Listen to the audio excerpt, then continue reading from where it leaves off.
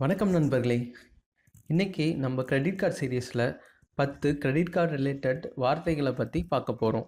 நம்ம credit card use பண்ணுறது பெரிய விஷயம் இல்லை, ஆனால் அதை எப்படி யூஸ் பண்ணணும் அதெல்லாம் தெரிஞ்சுட்டு நம்ம யூஸ் பண்ணோன்னா இன்னும் நம்ம எஃபெக்டிவாக யூஸ் பண்ணலாம்.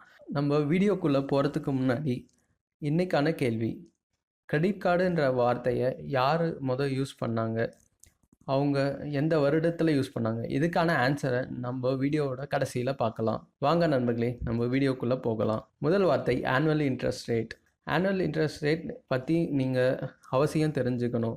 நம்ம யூஸ் பண்ணுற ஒரு கிரெடிட் கார்டும் ஒரு இன்ட்ரெஸ்ட் ரேட் இருக்கும். For example 30 to 40% per year interest charge பண்ணுவாங்க. ஸோ நீங்கள் யூஸ் பண்ணுற கார்டு எவ்வளோக்கு எவ்வளோ இன்ட்ரெஸ்ட் கம்மியாக இருக்கோ அவ்வளோக்கு எவ்வளோ நல்லது. ஸோ நீங்கள் வாங்குகிற கார்டு எவ்வளோ இன்ட்ரெஸ்ட் ரேட் அவங்க சார்ஜ் பண்ணுறாங்க அப்படின்றத நீங்கள் தெரிஞ்சுக்கிறது ரொம்ப அவசியம். அடுத்து கேஷ்பேக். கேஷ்பேக்குன்றது ஒன்றும் இல்லை, நம்ம செலவு பண்ணுறதுக்கு அதுக்கான சம் ரிவார்ட் பாயிண்ட்ஸ் நமக்கு கொடுப்பாங்க. ஃபார் எக்ஸாம்பிள், நம்ம ஒரு 100 ருபீஸ் செலவு பண்ணோன்னா 1% கேஷ்பேக்குன்னு சொல்லுவாங்க. அதாவது ஒரு ரிவார்ட் பாயிண்ட்ஸ் நமக்கு தருவாங்க. ஸோ இப்படி நம்ம செலவு பண்ண இந்த பாயிண்ட்ஸ் அக்குமுலேட் ஆகிட்டே இருக்கும். இந்த அக்குமுலேட் ஆகிற பாயிண்ட்ஸை வச்சு நம்ம ஒரு கிஃப்ட் வவுச்சரோ இல்லை அவங்க என்ன மாதிரி கிஃப்ட்ஸ் தராங்க, இல்லை ஏதாவது வேறு என்ன சலுகைகள் தராங்க, இதுதான் நம்ம கேஷ்பேக்குன்னு சொல்லுவோம். அடுத்து கிரெடிட் லிமிட். கிரெடிட் லிமிட்டுன்றது நம்ம ஃபஸ்ட்டு கிரெடிட் கார்டு வாங்குகிறப்போ பேங்க் உங்களுக்கு எவ்வளோ கிரெடிட் கொடுக்கலாம், எவ்வளோ நீங்கள் செலவு பண்ணுறதுக்கு லிமிட் கொடுக்கலான்னு டிசைட் பண்ணுவாங்க. பேஸ்ட் ஆன் சிபில் ஸ்கோர், நீங்கள் ஒர்க் பண்ணுற கம்பெனி எவ்வளோ சேலரி வாங்குறீங்க, இந்த மாதிரி நிறைய விஷயத்த அவங்க கன்சிடர் பண்ணி உங்களுக்கு எவ்வளோ கிரெடிட் கொடுக்கலாம் அப்படின்னு டிசைட் பண்ணுவாங்க. இதுதான் கிரெடிட் லிமிட். அடுத்து அவைலபிள் கிரெடிட்.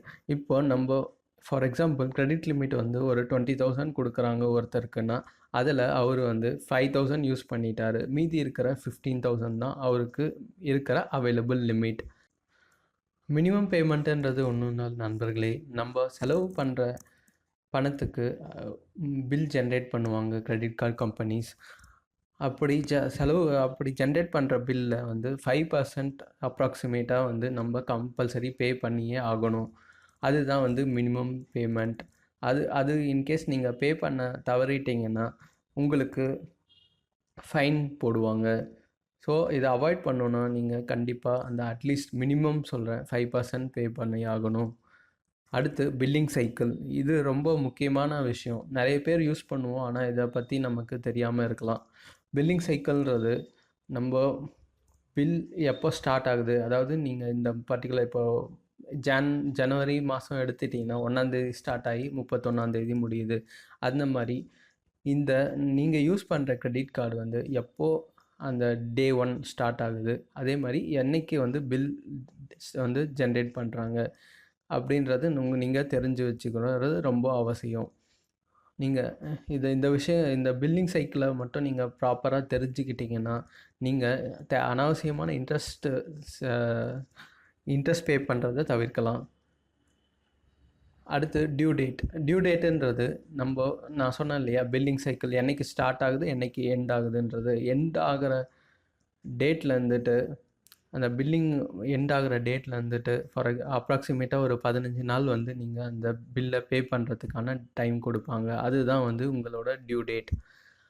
அந்த லேட் பேமெண்ட் சார்ஜஸ்ன்றது நீங்கள் பில் டேட்டை அந்த பில் டியூ டேட்டில் நீங்கள் பே பண்ணல, மினிமம் பேமெண்ட் கூட பண்ணலன்றப்போ உங்களுக்கு ஃபைன் சார்ஜ் பண்ணுவாங்க. அடுத்து கேஷ் அட்வான்ஸ்.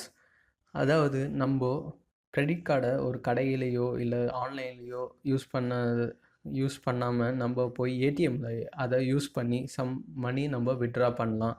இதை தான் கேஷ் அட்வான்ஸ் சொல்லுவாங்க. ஆனால் இதை நம்ம வித்ட்ரா பண்ணதுக்கு முன்னாடி பல தடவை யோசிச்சுக்கணும். ஏன்னா இது இதோட சார்ஜஸ் ரொம்ப அதிகமாக இருக்கும். நான் முன்ன சொன்னேன் இல்லையா, ஆனுவல் இன்ட்ரெஸ்ட் ரேட் 30 to 40%, அதோட இது ரொம்ப அதிகமாக இருக்கும். ஸோ நீங்கள் கேஷ் அட்வான்ஸை யூஸ் பண்ண தவிர்க்கிறது ரொம்ப நல்லது. அடுத்து லைஃப் டைம் ஃப்ரீ கிரெடிட் கார்டுன்னு நிறைய பேர் சொல்லுவாங்க.